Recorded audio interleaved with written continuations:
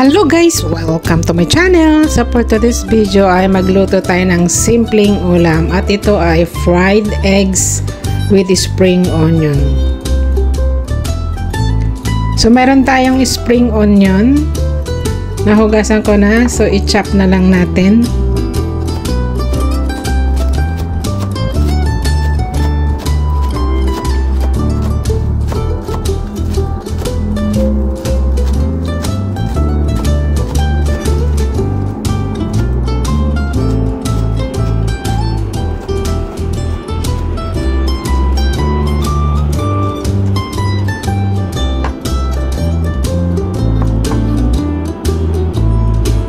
So, i-set aside natin. Then, meron din tayong 2 eggs.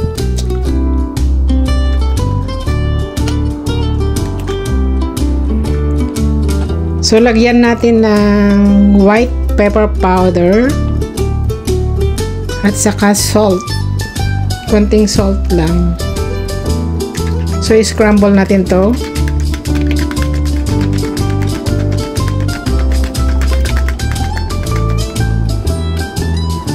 Then, saka natin idagdag yung chopped spring onion.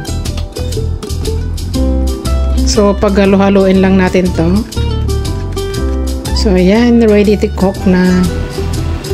So, magpainit tayo ng mantika.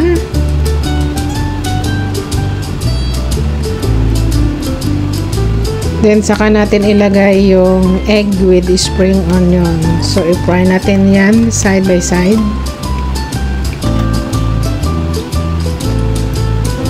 So, ganyan lang kasimple guys. May ulam ka na, masarap pa at masustansya.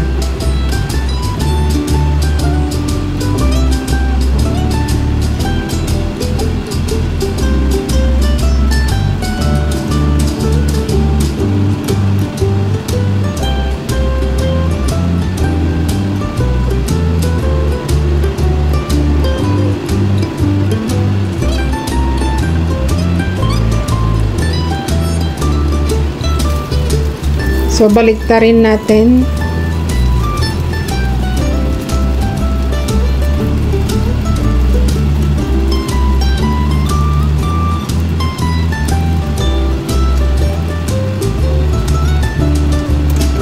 So, ayan. Okay na siya. So, i-transfer na natin sa ating plate.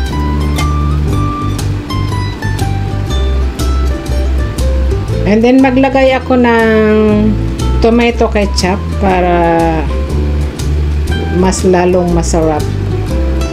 So, depende na po sa inyo kung ano ang sauce na ilagay nyo. Pwede rin soy sauce, pero ketchup ang ilalagay ko. So, ayan. Ready to eat na. Thanks for watching. See you in my next vlog.